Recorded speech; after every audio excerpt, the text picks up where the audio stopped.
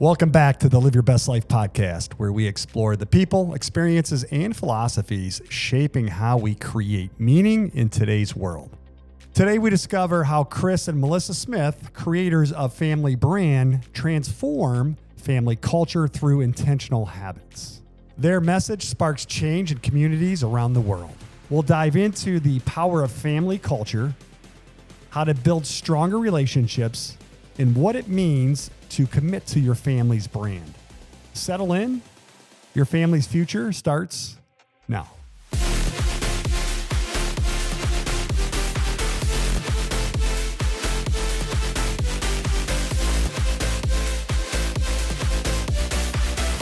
So I want to welcome to the show, to our Live Your Best Life podcast. We have Chris and Melissa Smith here with Family Brand. I've gotten to know Chris and Melissa probably for the last 3, maybe going on 4 years. We've been working with Chris on another venture. Chris kind of serves as our business coach, and he's really helped us out with a lot of different things, brand manifesto, brand language. But Melissa and Chris have a unique story to tell. I've got to know these guys over the last couple of years and really trust these guys. And once I knew their story and how they really can help our listeners out there, especially our listeners with children or even grandchildren, I wanted to make sure that we had a chance to reach out to them and get them on this podcast. So I'm so very excited about this. So welcome, guys. Thank you guys for being a part of today's podcast. Thank you. We're really happy to be here. Yeah, thank you for having us. Well, I know a little bit about you, but let our audience know. So I know you guys are married. You guys have, is it 5 children? Yep. Okay. And you guys live in Phoenix or outside of Phoenix? Yeah, tiny little town, 2.5 hours outside of Phoenix. But yeah, southeastern Arizona. Which I was talking to Melissa earlier, and we had about 5 inches of snow here today, Chris. So a little jealous. I'd like to have that weather here in Detroit right about now. Yeah, we won't complain about our chilly 60 degrees today.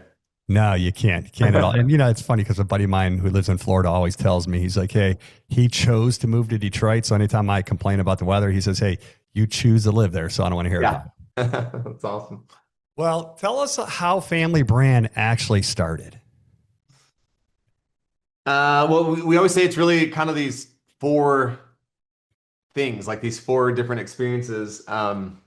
One, growing up, my family, just had a lot of struggles and challenges around addiction, mental health challenges. And I just saw so much of, and I also had an amazing family, but I think from a young age, being the youngest and my youngest of 6, I saw some things that I was like, man, not that my family's doing anything wrong per se, but more so, these are some things that I want to make sure that when I have a family and I have children, that we really focus on.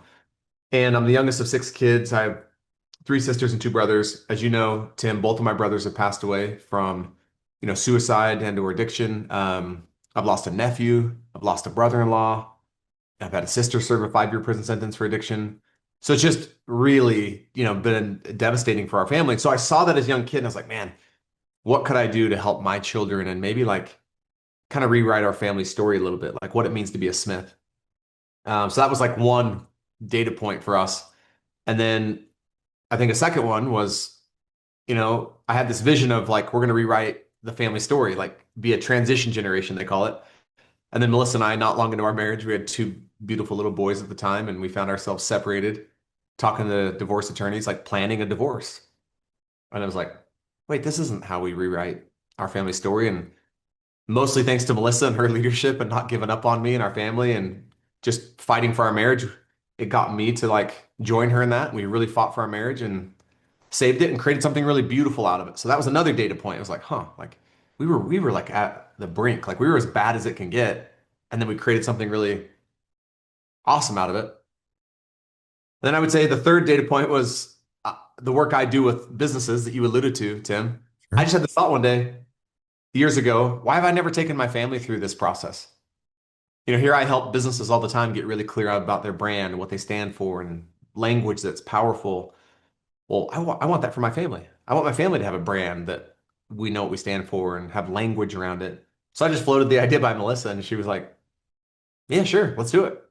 So not expecting it to turn into Family Brand or anything, just something for our own family, but it made such a profound difference that we were like, wow, that's really impactful for us. So being an entrepreneur, I just bought the domain familybrand.com, but sat on it for years, didn't do anything with it, but had this like vision of like, oh, that's cool. You could help families create a brand.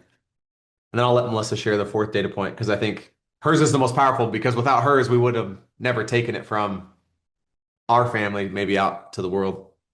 Yeah. And so, as Chris said, entrepreneur that he is, he started talking about family brand. We already had the domain. And he was speaking at an event one day, and the woman whose event it was, she kind of out of nowhere, she didn't give Chris a heads up at all. She said, and if you buy her thing, whatever it was, I don't even remember. Chris and his wife are going to bonus in a family brand seminar. And Chris called me afterwards and was like, the family brand thing we did, we're gonna do that for a bunch of other people in California. And I was like, okay, like I don't even know what that means, but we ended up doing that little workshop. This was, I think, 2018, and that was really my first opportunity. I used to work as a nurse, and so that was my first kind of step into maybe this entrepreneurial world and see what it was like to work with families in this way. And I thought it was really cool. Just that one-off workshop that we did. And then around the same time after that, my license was up for renewal, my nursing license. And I was just really in this deep inquiry, like, do I want to keep being a nurse, or is there something else for me? Like, what am I meant to do? And I had been praying and just kind of really studying it out, like what am I meant to do? And I had this overwhelming feeling one day, like that the exact thought I had was like my next thing was to help build strong families. And so I let my nursing license, lapse, and we kind of went all in on this thing called family brand. And we didn't even know what it was going to be or what that even meant, but it's been a really cool journey, and to watch like the families that it's impacted, to watch the growth that I've experienced through it and how it's impacted our relationship and our family as well. I mean, you guys have a great story with everything that has transpired over the years, and in trying to figure out like what's meaningful for you, Melissa, and really diving in 100%, deep into this. It's amazing what you guys do. And when we start thinking about like business owners, Chris, right? We all have to have a brand. Otherwise, we really don't have a business or a meaningful business. But we don't put that time or effort into our own family a lot of times. I think that's so true, just like you said. And what I mean, so you guys work with families throughout the country, I'm guessing, right? Mm-hmm. You don't have to be in a certain area. And really focusing on building what their family stands for. So how do you get a buy-in from not parents or even grandparents? How do you get the kids to buy in?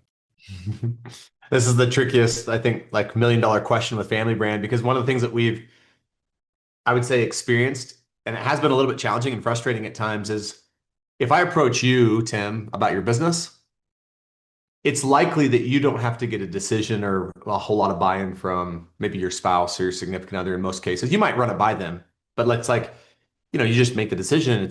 It's your business. But man, if you're going to do something where you're going to impact a whole family, you have to have a lot of people on board.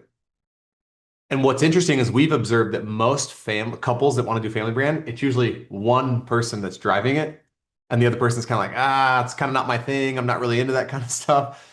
And so it does present. So a lot of times Melissa's actually helping the husband or wife, give them some strategies around how to go enroll their spouse into wanting to do it. Yeah, even before we have the conversation about the kids, oftentimes it is about you're getting your spouse on board and excited with you. Sure. But I think that's, and we talk a lot about this in business, right? The power of enrollment and enrolling people into a vision of what's possible. And so Melissa actually has some modules on how to do that, like how to enroll your children into this so that they want to participate. And you want your spouse and your children to participate as much as possible, because those who help plan the battle aren't as likely to battle the plan. Yeah. Like they had a hand in shaping it. And so there's some ways too with your kids in particular to have them be experiencing it without them even knowing they're experiencing it.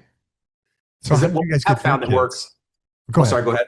No, go ahead, Chris. I'm sorry. What we have found that doesn't work, and which we've tried, is you sit your kids down, you're like, okay, we're doing this program, we're gonna watch all these videos, we're gonna do this workbook. Even our kids are like, yeah, no, thank you. Right? But if you can kind of facilitate some conversations that your kids feel very organic, like you're sitting around the dinner table and it's like, hey guys, I was just curious. Like, I was thinking about our family today. Like, we're the Smith family, we're the Sullivan family. And I was just like, what do you think makes our family unique compared to other families? And you got to sift through the like, I don't know, nothing. It's like, no, I can't. Like, there's got to be some things that make us unique, you know? Yeah. Or hey, what do you think is like different about how our family shows up? Or hey, what would you say our family's known for? So I think there's ways we found the best approach with children is to not go and try to enroll them into going through like an official program. Hmm. Maybe tell them, hey, mom and dad are going to go through this really amazing program that we think is going to make a big difference for our family. And we'd love to get some feedback and some input from you guys from Is this time to what you time. guys did to your own kids? I mean, I know you guys have the Smith, what the Smith, family brand is, but is that kind of how you approached it with your own kids? Yeah. I think there's a couple other things that we found are key too, that we did with our own kids, which is we did what in business you might call an offsite. We got out of the house. Uh, Always more success if there's food involved. Um, and so just taking it down to like, how can we make this as enjoyable and as fun as possible? Yeah. One of the things with our kids that they really loved is again, we did an offsite, had food, had snacks. I think we either ate lunch before somewhere the kids liked or dinner after. I can't remember. We let them get on a whiteboard with markers, Hmm. like really be physically involved in like sharing ideas and drawing pictures and writing it out. And I think that was like really, yeah, really profound. And what's been cool too is I don't think we've encountered a situation or a family dynamic or a type of family that hasn't gone through Family Brand. We've had single parents go through Family Brand. We've had, um, two individuals who are divorced who've joined families go through Family Brand. Wow. We've had couples with no children go through Family Brand. We've had empty nesters go through Family Brand and kind of do it with their adult children. It's like, yes, the best time to plant a tree was 20 years ago. The second best time is now. But there's no Sure. situation or circumstance where you aren't worthy of building a family brand, whether that's you're just getting started in your family or your kids are growing out of the house.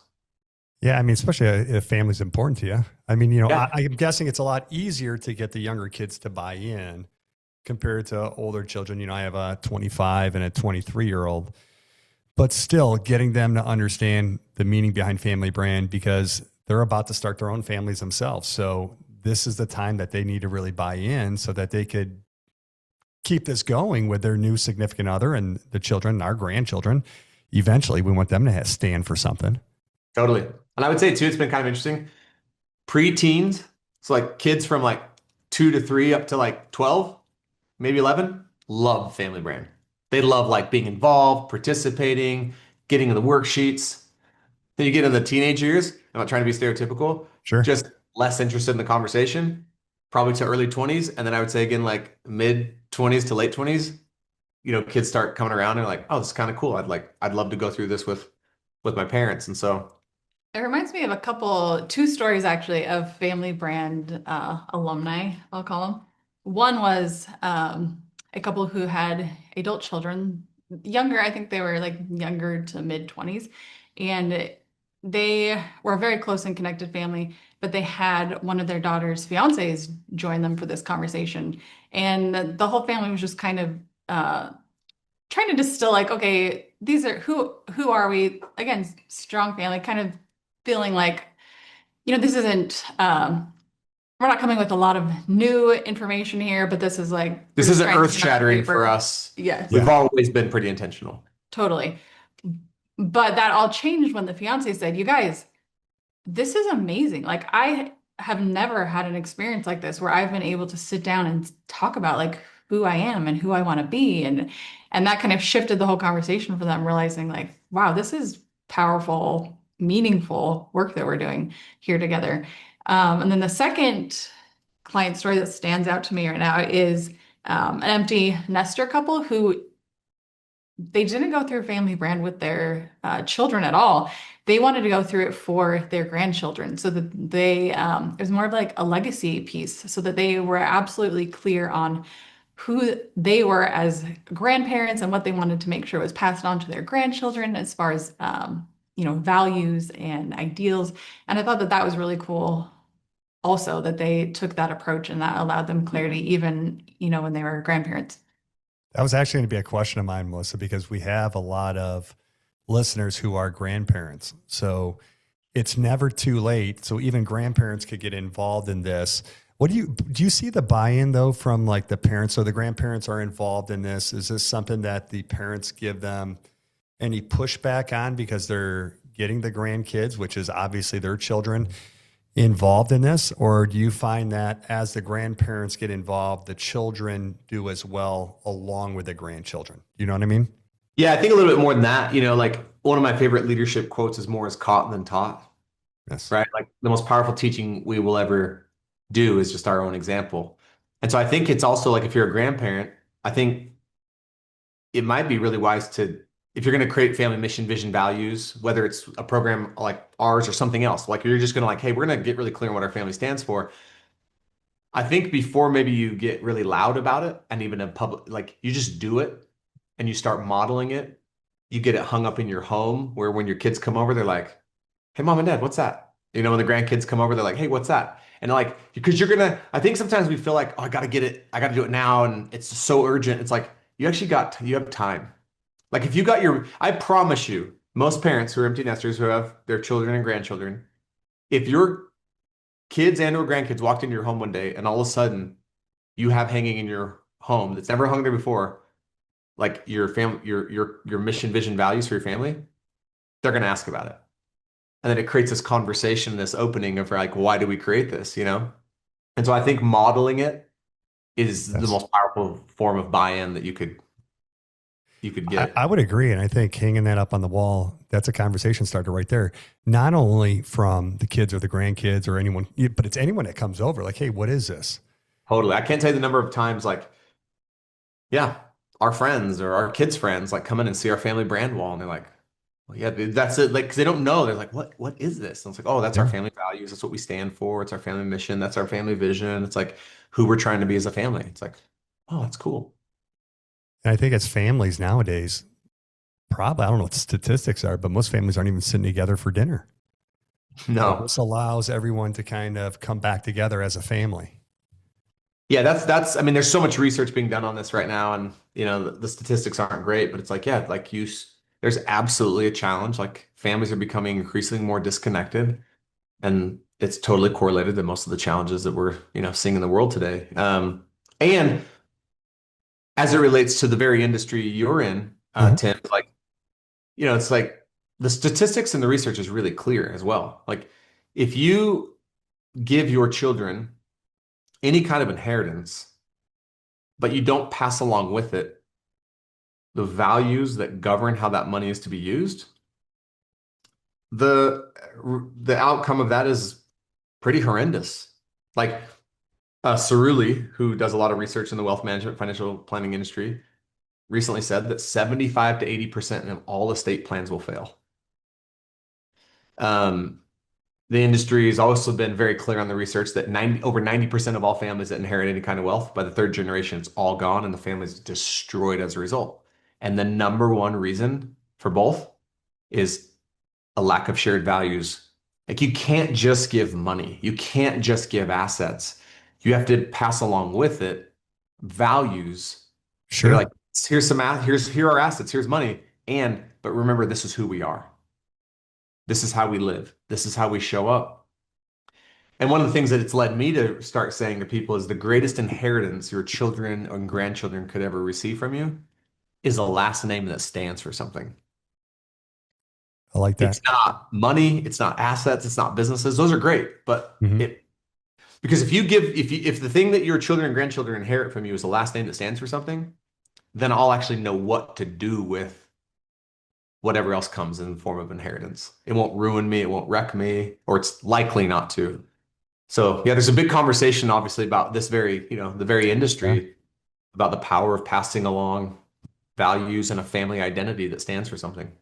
And I think when we're sitting down with clients, one, trying to figure out how they can live their best life and really getting them and challenging them to spend their money instead of just saving it and leaving it behind, which they can, right? Some people, I'd say probably the average couple that we see, if we're talking about like 10 people, maybe 3 or 4 of them want to leave wealth behind. And I know they're going to leave something behind, but the majority of them are like, hey, I would rather build these lasting relationships and memories with our grandchildren.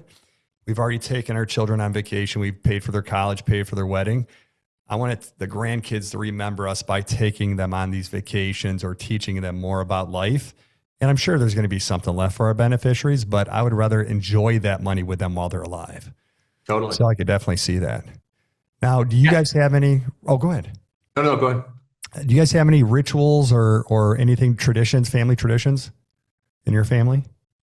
We do. And part of our program, the Family Brand program, is kind of coaching families on how can you infuse more rituals and traditions because they are so important for identity. And one interesting thing is, I think when I hear the word tradition, I usually think of like, okay, what are those things we do every year? Is it, what do we do on the 4th of July or Christmas or Thanksgiving? But I like to think of traditions as even more than that. For us who still have all of our kids at home, I like to think of traditions as like, what are those things that we're doing daily or even weekly? I think those definitely count as traditions or rituals. And so to answer your question, a couple of things that we do is every Sunday, we have a family meeting with our family where we all sit down together and we discuss, we have this format that we run through where we're discussing, what's coming up this week and who in the family did something kind for you this week. And is there a challenge anyone in the family has that we can all collectively try and tackle together? I think those are maybe my favorite traditions or rituals off the top of my head. I think those are more important. What's that? I said, I think those are more important than your once a year family traditions. Yeah, I've always loved how Melissa saw that. Like, oh yeah, like traditions don't just have to be the things you do, But to your point earlier, Tim, it's like if you look at successful businesses or any successful organization, there's just certain clues. Like they have a brand that they've put some intention and thought into around their values and what they stand for. They have processes and systems. They have rituals, rhythms, and cadences. Mm-hmm. Just like in all of those things combined allow that organization to just run more effectively and win more. Well, it's like our family is an organization. And if we want it to run more effectively and we want it to feel like we're winning more, then like these things, the same things that apply to success in business apply to family. But unfortunately, a lot of times our family kind of gets what's left of us instead of what's best of us. It's like our careers or our businesses get what's best of us and kind of whatever's left over. And I'm not saying it's easy, but if we could just apply a little bit more intention and just some simple, like a couple simple sentences or statements literally around what your family stands for would suffice for most families. A handful of rhythms and cadences that are consistent around daily, weekly, monthly, and then annually. It's benefited our family tremendously and so many of the families that have, been through Family Brand. I'm sure. I mean, just you speaking that, I'm sitting here thinking we meet twice a week as a team here in the office to go over what's happened this week. What are we expecting? Who has kind of stood out in, for not only in stood up for our existing team members, but also who's really stood out for our client base this week, who went out of their way. And I'm sitting there going, we don't do that for our family. And just like Melissa said, meeting once a week to go over that, who's been there for each other. We don't do that, but we do it for our office. So you're right. We don't put the same time and effort in to our family that we do maybe for our business as business owners. Which I think is so interesting because you always hear people say, at the end of their time here on earth, like those are the relationships that most likely are going to matter the most to you, that you're going to be, that you're the most invested in, but somehow in our day-to-day, it doesn't necessarily equate to how we're actually showing up. No, and like last night I got home, it was late. We had a workshop over at one of the colleges here talking about tax planning. And I think I got home around like 9:00 for dinner. And my son was watching TV, and he's older. He's 25 now, but it's one of those things where he was watching TV on the couch and he's at home because he has the two broken feet I was mentioning to you earlier. But it's so easy just to say, hey, good night, walk upstairs and call it a night because you got to get up early the next morning. And, you have to stop and remember, even at 25, they're still wanting that connection with mom or dad, whether they say they do or not. But, spending 5-10 minutes with them just makes them feel a lot better and obviously builds the family brand as well. Now, Totally. what are some of the values that you guys have for your family? So what does the Smith family stand for? Yeah, yeah, it's awesome. And one of the things that to answer this, when we first created our family mission, vision, values, Uh-huh. so we have a family identity statement, mission statement, vision statement, and values. You don't have to have all those, but when people go through our program, that's what we encourage them to have. And so the identity statement is this is who we are and how we show up, right? Like that's our identity. It's who we are as a family. Because I think sometimes it's really easy, Tim, if we're not careful, to let the world define who we are and let the world tell us who we are, let the world tell our children who they are. And it's kind of like, oh no, like and I always say you can either define what your family stands for, or the world's going to do it for you. Yeah, So it's kind of like taking the stand like, hey, in the Sullivan house and the Smith house, the world doesn't dictate our identity. We dictate our identity. I This like is that. right. So we give families a really easy way to create an identity statement that like, if everything else went away, if our mission went away, our vision, our values, we'd at least know who we are, right? Yeah. Then there's your mission. And the way we define your mission as a family is it's how you impact. This is what we do to make a difference in the world. This is what we do to make an impact for each other and others. Then our vision statement, and again, the reason I provide this is because, man, I even get confused. Like, well, wait, what's a mission statement? What's a vision Sure. statement? It's like it can be. So I'm not saying our definitions are right. These are just how when we teach it, right? Your identity is who you are and how you show up. Your mission is what you do to make a difference. Your vision, as it relates to a family for us, is it's the vision you have for how your family will stay close and connected throughout life. Because sadly, Tim, we found, and I'm sure you've seen it, it's really rare. Like the number of families I see that actually grow apart the older they get, and adult siblings who have nothing to do with each other. And it's just like sad, And sadly, I would say it's more the norm than the exception. To me, the exception is Yeah. sometimes I'll meet a family who all adult children and they're still best friends, super close and connected. I'm like, whoa, like how That's do you rare. create that? Well, I think if you have a vision for it, it's even that much more likely it can happen. So when we say come up with a vision statement, it's a vision for how your family is going to stay close and connected throughout life. And then your values are really like, and this is how we live, kind of like these are the things we value and how we live every day, day to day. So we try to give families a really simple framework because now the first Melissa said this friend of mine who put me on the spot at that event in San Diego and was like, hey, Chris and his wife are going to lead some families through Family Brand. It was our first shot at doing it, so I didn't know. And I do this for a living, so I just thought every family could go and do it for themselves like we did. We just gave them this rough outline of identity, mission, vision, values, and like, go create your values.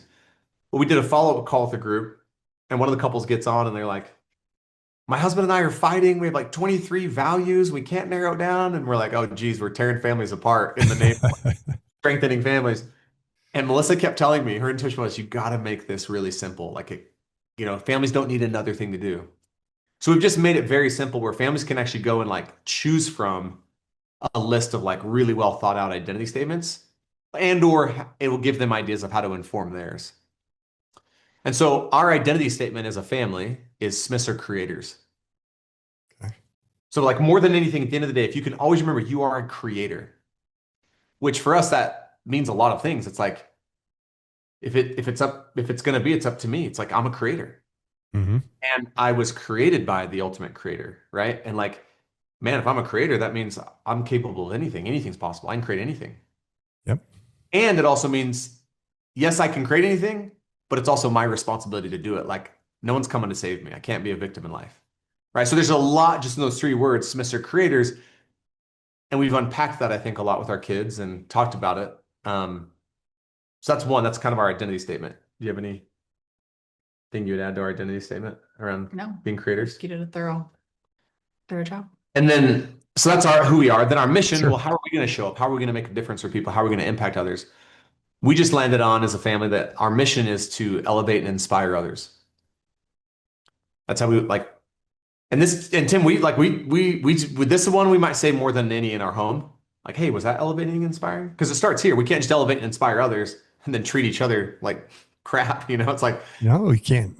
Then you're doing the opposite. Yeah, and sometimes it's easy to do that. It's easier to it treat people is. outside your family better than you treat your own.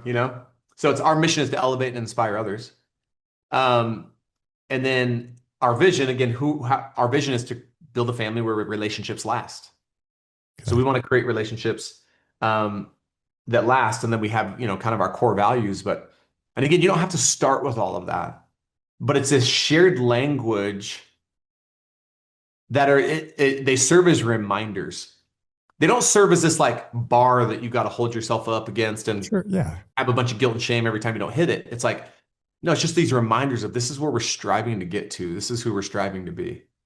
And I think it's important in any of it that it's not just, this document that we have in our file folder that we maybe pull out annually to review. It's like, how can we make it as simple and as straightforward so that it's something that we all commit to memory and that it becomes a part of who we are. And we found like, we believe that's possible. We believe that every family, even some of our kids at 3 years old had our identity, mission, vision, and our 4 core values memorized. That's not so much that people couldn't. And then our 4 core values are Smiths do hard things, Smiths are children of God and divine beings, Smiths are friends and adventure together, and then Smiths can talk about anything without judgment. Not that we live all those, by the way, perfectly, but just reminders of who we're trying to be and how we're trying to live. And I love it because it's not something that we're trying to accomplish like in a year or 2 years or 5 years, and we just check this box off and then we're done. These are values that we have to live by for the rest of our life. So we're always striving to do better. And it's not like this is going to be accomplished in any certain amount of time. So I love how you guys had set that up, being creators and then obviously trying to add value to the world and compassion to each other and everyone that you come into contact with. So I think those are obviously great values. So I would imagine when you're sitting down with another couple or another family, trying to dig those out probably takes some time, because I know when you sat down with me and Julie to go over what our vision and our brand manifesto was for our business, right? Some of it comes out very easily, and then some of it probably takes a little bit of time. How long do you think that process lasts with a typical couple?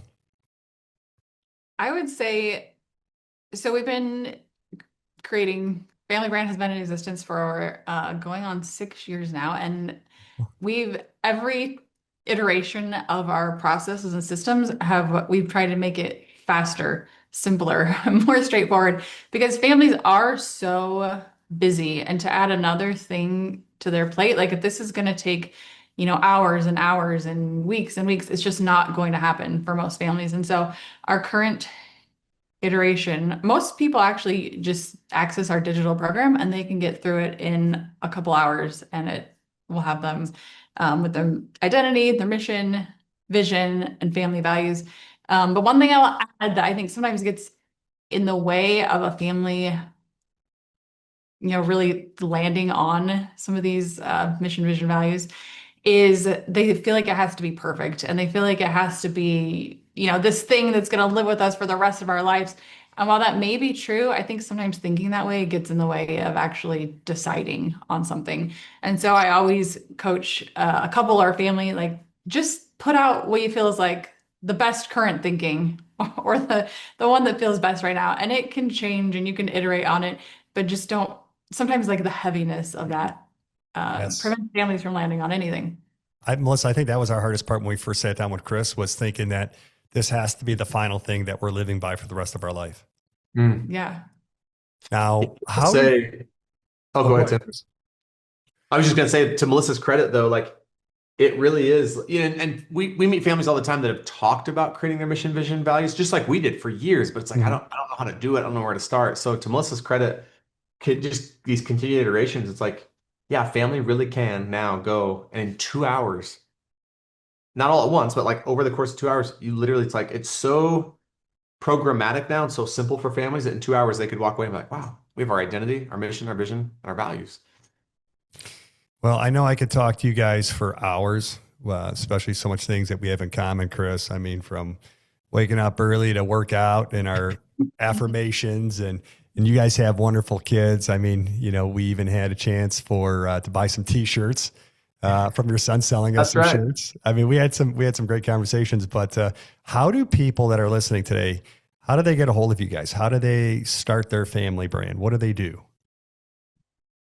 You can go to familybrand.com. That will kind of give you everything. But I also, I talked about that family meetings Mhm. earlier. I have a free guide on how to hold those family meetings. That might be even a good jumping off point. And that's at familybrand.com/meeting. So familybrand.com/meeting. Yes. All right. And then do you guys, I know you said you have your online platform. Do you guys host like any in-person meetings or like getaways or anything like that? We do. We last month actually we hosted an in-person event for couples, kind of working through, we call it the Family Brand Blitz. So it was like come in a day and we'll like dial this all in. So that was really fun. We'll probably hold another one of those. That would be on our website. I don't have an actual Okay. date. But the other thing we have coming up in June is for families, and it's a trip to Croatia. So it's on a yacht along the coast of Croatia. We just have a few cabins left, but that's going to be When a is really that? fun trip. That's June. Off the top of my head, I want to say June 20th to 27th. All right. I'll have to talk to Julie because that's something she may be interested in. We missed the one you guys did in Hawaii, I think, Yeah. a couple of years ago. And Yeah. it's something that we wanted to participate in. And, it would definitely be something that we'd be interested in. So I'll talk to her about that. We'd love that. Yeah, that one's magical. It's really cool. I mean, Croatia's a magical country, I feel like, and you Yes. stop in all the little villages but connect as a family, do some intentional family brand work while also having tons of fun. So that one's obviously a little bit bigger of a Sure. commitment, but we also have the digital program, and then Melissa will occasionally have these smaller, intimate workshops. And Yeah. we have a podcast. We haven't even talked about our podcast. We've been podcasting for 5 years. We've had, we do episodes together. We have guests, just anything and everything related to building a stronger, more intentional family. You can find that on any podcast platform. It's called the Family Brand Podcast. So the Family Brand Podcast or going to your website, 2 ways to find you guys. Yep. All right. Well, before we go, we call ours Live Your Best Life Podcast. What does LYBL or Live Your Best Life, what does that mean to you guys? Ooh, good question. I think for me, living my best life, as I look back on my life up to this point, I think my best life would be like getting really clear on what I want. I feel like there's been times in my life where I just was kind of going through the motions, but I think living my best life looks like getting clear and then like actively pursuing that thing that I want, whatever it may be. Yeah, I love that. I would say one of the things we say a lot in our family as well, Tim, is like, hey, you can be who you want to be. Because I think Melissa and I both, for so much of our lives, at times felt like we had to be who we were supposed to be or who we should be Yes. or who other people want us to be. And it was a really painful experience and it took us a long time to realize, oh, you actually can just be who you want to be. Like you can just decide who it is you want to be and go be that. You can just decide what it is now there's going to be some work and some effort and Yeah. some hack, but that as simple as that sounds, that was a foreign concept to me. So this idea that like living your best life, I think to me is like, to Melissa's point, it's like you get really clear on who you want to be and you can go create that. Like anything's possible. And so, yeah, I think if you're living in alignment, and I think it also doesn't have anything to do with anyone else. And I think so many times we get so tempted to like, you might have a great life and then start comparing yourself to someone else and then start finding evidence for maybe why you're lacking, where it's like, wait, Sure. if I just think about what I want, I'm actually kind of I might be living my best life and I'm just not aware of it. Yeah, we only put limits on ourselves. It's one of Yeah. the things I love how you speak and relate and get your message across because, it's an easy way for people to see the value in that and the meaning behind it. And it's true. We tell our kids all the time, you can do whatever you want in life. You just have to go do it. It's not going to be easy. It's going to be hard, but you could still accomplish it and you could do it. Can I say one more thing on that, Tim? Yeah, sure. I don't think it's possible for most people to live their best life either if their lives are really compartmentalized. 100% agree. It's like I have times I've had tons of success in my business and yet been failing at home. Yeah. It's like I can't really say I'm living my best life. I might be living there might be a segment of my life that I'm living really well in. And then I also might be like doing really well at home, but I'm not pursuing the thing that I want in my career. So I think it is like also living your best life is like not being perfect in any of them, but striving to have the domains of our lives kind of working together in an alignment to where I'm not, having success at the, demise of another area of my life. That is so important. I'm guilty of that, right? I think we all are, at some point in life where I'll come home and I'll be extremely like, man, what a day at the office. We got some great clients that we picked up. We've added to our culture. Everything is going perfect in the workplace. And then get home and realize like, oh, wait, my wife's upset or my kids are upset. And, it's because I haven't been there for them. I'm thinking about the business and not necessarily on the family or vice versa. Right. So that is so true. So profound that you just said that. I love it. Well, hey guys, I know you're up against it. I appreciate you guys taking time out of your day to be on. I encourage anyone listening today to go to Family Brand, look them up, listen to their podcast because it is an incredible podcast. And if you put the time and effort into building your family, because that's the only thing you're going to have when you leave this world is your family by your side. So thank you guys. Appreciate you being on and I look forward to talking to you guys soon. Thank Bye. you. Thanks, Tim. Thanks for tuning in. If this episode sparked something in you or made you realize it's time to stop guessing and start planning, we'd love to meet with you. No matter where you are, no matter when you start, you deserve to live your best life. We'd love for you to like, subscribe, and share this podcast with your friends and your family. Remember, living your best life isn't a destination. It's a decision. And it's a decision that you get to choose. Until next time, stay well, stay informed, and keep living boldly.